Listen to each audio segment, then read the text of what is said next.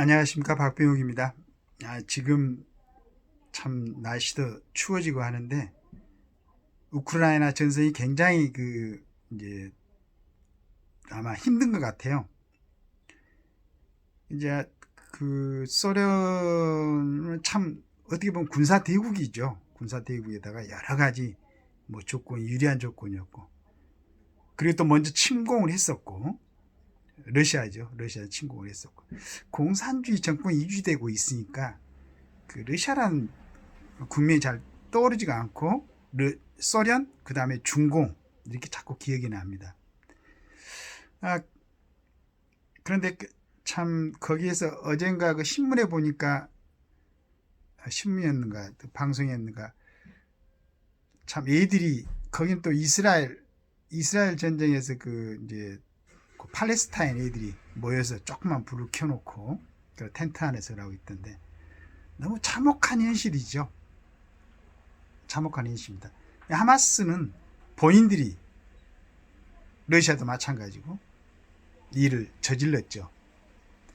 이제 그 팀들뿐만 아니고 우크라이나의 전선에 투입돼서 죽어가는 그 젊은이들, 그 다음에 전쟁 자체가 우크라이나 땅에서 지금 진행이 되다 보니까 국민들, 또 여성들, 어린아이들, 또 뭐 이스라엘 병력들은 손실이 안 됩니까? 외국에서 공부하다가 나라 지키겠다고 들어와서 젊은 애들이 죽어가고, 처음에 하마스가 막 공격할 때는 뭐 272명인가요? 한꺼번에 뭐 죽고 했었죠.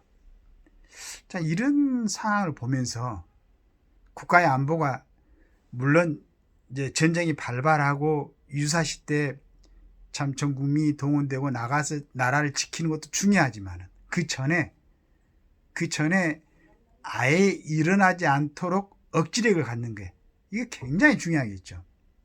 근데 이제 우리나라도 가만히 보면은 우선은 참 전 세계에서도 가장 긴장된 그러한 휴전선을 갖고 있죠. 전쟁이 끝나지 않았으니까. 그럼에도 불구하고 나라의 지금 뭐 정치 세력이라든가 여러 가지 행태에 좀 아찔하고 아슬아슬한 모양들이 많이 일어나는 것 같아요. 그래서 예전 같으면은, 물론 그때는 몰랐으니까 뭐 이런 생각을 좀 덜 했을 줄은 있겠지만은, 우리나라가 지금 이념이 아주 극단적으로 틀리고, 그 다음에 그걸로 민족 간의 전쟁이 일어나 가지고 참 우리 사상자가 300만 명이라고 그랬었죠.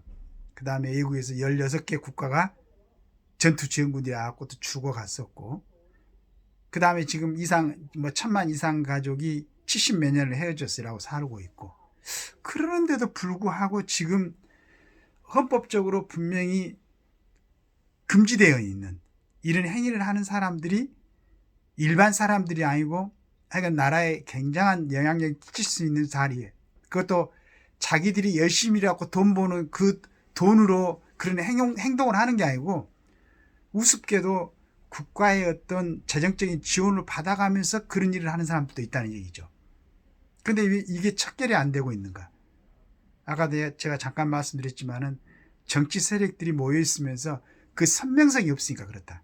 선명성이 있어야 헌법이라든가 법률에 우리 규정되어 있는 국가를 유지하고 지키기 위한 그러한 법령들이 분명히 있음에도 불구하고 그걸 갖다가 아주 공개적으로, 그 다음에 아까 얘기했던 것처럼 국가나 정부의 지원을 받아가면서, 그 다음에 국민들을 위해서 권력을 누리면서도 그런 생각을 갖고 있는 사람들도 있고, 직접적인 행동에 착수한 사람도 있고, 법정에 세워놨어도 다시 뭐 나와서 일반 사회 활동을 하는 사람들도 있고, 너무 참 이거 어떻게 이해를 해야 되는가 라고 생각을 하면서, 예전에 이제 공부했던 부분을 갖다 돌이켜서 찾아봐서 지금 이제 법전도 한번 뒤져보고 하니까 정확하게 형법에 87조, 뭐 이제 86조까지는 총칙이죠. 여러 가지 뭐 이제 규정이 되어 있고,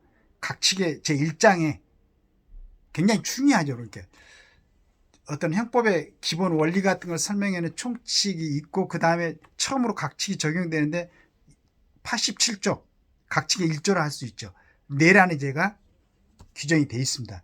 국토를 참전하거나 국헌을 문란할 목적으로 폭동한 자, 수개는 사형이죠. 무기징역, 무기금고 최고형입니다. 법정 최고형에. 그 다음에 이제 거기에 어떤 뭐 전략을 짠다든가 해갖고 모의에 참석을 하고, 그 다음에 뭐 일정 부분 지휘도 하고, 또 중요한 업무를 종사하는 사람 5년 이상, 그 다음에 그냥 부하내동에서 수행하는 사람들, 큰 뭐 이렇게 지휘는 하지 않고 단순 폭동에 가담한 자는 5년 이하. 이렇게 굉장히 무겁게 정해져 있어요. 근데 그 다음에 이제 제 87조부터 간첩죄 98조까지 지금 국가의 어떤 안보에 대해서 이렇게 규정해 놓은 법률이 다 있습니다. 그 다음에 이제 외환 유치, 즉 말해서 애국과 통마의 대한민국에 대하여 항적, 뭐 이렇게 내분을 일으키나 내전을 일으키나 이렇게 한 자들도 이제 내란죄하고 유사한 그러한 죄를 정해졌습니다. 그 다음에 이제 이건 여적죄죠. 적국과 합세해가지고 대한민국에 항장한 직접. 그 다음에 적국과 합세까지는 안 했지만은 시설 파괴라든가 물건 제공이라든가 이 적국을 위해서 모병을 한다든가 이런 활동은 이적죄죠. 이런 죄. 그 다음에 이제 맨 마지막에 간첩죄. 중요한 국가 정보를 갖다가 적국에 갖다가 제공한다는 거. 그러니까 우리나라 형법에서 가장 중요한 국가 안보에 대해서 정했던 내란의 죄 87조부터 98조까지는 다시 말씀드리지만 내란의 죄부터 해가지고 애환 유치, 여적죄, 이적죄, 간첩죄로 규정이 돼 있습니다. 근데 우리가 요즘 보면 아까도 얘기했듯이 일반인들이 아니고 어떤 우리나라 전체적으로 약간의 상위 계층이라고 할 수 있는 곳에서도, 그럼 난 그 사람들이 참 이상해요. 그 정도로 이 대한민국이 싫고 대한민국 헌법에 제재를 받기 싫고 적응하기 싫으면은 본인들이 원하는 나라에 가서 살아야지. 대한민국에서 주고 있는 모든 특혜는 수단과 방법을 가리지 않고 다 편취하고, 뭐 대학에서 강의하는 사람도 있고 뭐 정치에 참여하는 사람들도 있고, 그 다음에 법조계에 있는 사람들도 있는 것 같고, 그 다음에 뭐 노조를 대표한다고 하는데 전혀 노동에는 관심이 없고 노조를 갖다가 대표한다는 사람들이 데모를 하는데 무슨 윤석열 탄핵을 얘기하고, 물론 그 사람들이 전부 다 지금 제가 얘기한 이런 죄에 해당된다는 얘기는 아닙니다. 그러나 그 사람들하고 의사와는 관계없이 지금 우리가 형법에 규정하고 있는 이런 죄에 해당될 수도 있다. 그 사람들도 긴장을 해야 될 겁니다. 다시 돌이킬 수 없는 정도의 처벌을 받을 수도 있습니다. 그러나 지금까지 우리 정부가 뭐 대한민국 자유민주주의라고 얘기는 했지만은 아마 이게 제대로 적용이 안 되는 것 같아요. 그냥 애매한 사람들만 집어넣어서 범죄자들을 만들고 다 하는 그런 건 아니겠지만은, 그래서 이번에 그 이스라엘과 하마스, 그 다음에 우크라이나와 러시아의 전쟁을 보면서 전쟁이 일어나고 나서 그걸 원위치를 되돌리기는 너무 어렵다. 그 다음 한번 일어나 버리면은 참 많은 꿈을 갖고 세상에 태어나고 기대를 갖고 살아왔던 젊은이들, 제일 먼저 전선에 투입되는 게 우리 젊은이들 아니겠습니까?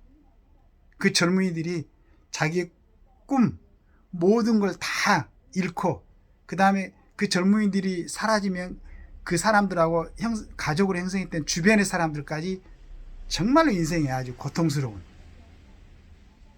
그런 걸 맞이하는데, 그걸 방지하기 위해서 국가에는 헌법이 있고 지금 헌법의 그 뜻을 이어서 형법에서 이렇게 국가의 안전을 위해서 내란죄부터 간첩죄까지 규정되어 있는데, 우리나라 안에 있는 일부 세력들이 만약에 그 사람들이 이렇게 중대한 죄인지 모르고 저지를 수도 있고, 또 어떤 그런 부분에 대해서 관심을 갖고 거기에 매력을 느낄 수 있는 사람도 있겠지만은 다시 한번 생각해 보셔야 될 겁니다. 국가가 있지 않으면은 이건 뭐 예전에 그 중국 역사에도 많이 나오고 우리나라 역사에 많이 나오지 않습니까? 어떻게 보면 만인이야 만인이 투쟁이 돼버리는 거죠. 짐승들을 보면 우리가 사회적으로 여러 가지 뭐 제도를 정해놓고 규정을 정해놓고 거기에 뭐 있지만은 그렇게 전부가 무시가 되는 거죠. 그냥 힘 있는 사람이 한번 움직이고 또 그 힘이 줄으면 그 사람도 처참하게 그 짐승도 죽고 사람이 아니고 그런 세계가 도래한다. 그리고 만약에 전쟁이 일어나면은 전쟁하는 기간 동안에는 바로 그게 바로 적용이 된다. 우리 인생에. 그래서 대한민국을 만들어 놓고 거기에 국가 형태라든가 권력 구조라든가 여러 가지 국가 안보 그 다음에 우리 국민의 행복을 위해서 정해놓은 그 질서 유지하는 헌법과 법률의 정신을 우리 국민 모두가 같이 존중하고 그래서 굳건한 국방 요걸 갖고 있어야만이 지금 이스라엘에서 보여지는 내지는 우크라이나에서 보여지는 그 전쟁적인 참화가 일어나지 않는다. 그래서 만약에 이걸 해치려고 하는 사람들은 여기에 우리 형법에서 정해진 이 원칙에 따라서 반드시 단죄하고 그런 생각은 꿈에도 먹지 않도록 강력한 징벌을 가야 된다고 생각합니다. 그래야만이 우리 국민 전체가 그리고 그 사람들이 위해서 좋죠. 나쁜 짓 해가지고 자기 인생을 망치면 안 되지 않습니까?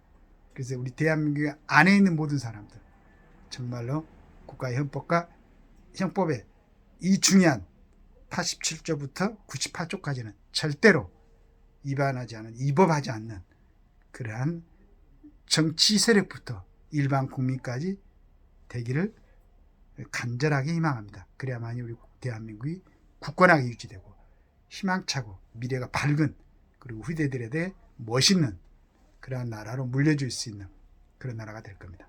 감사합니다.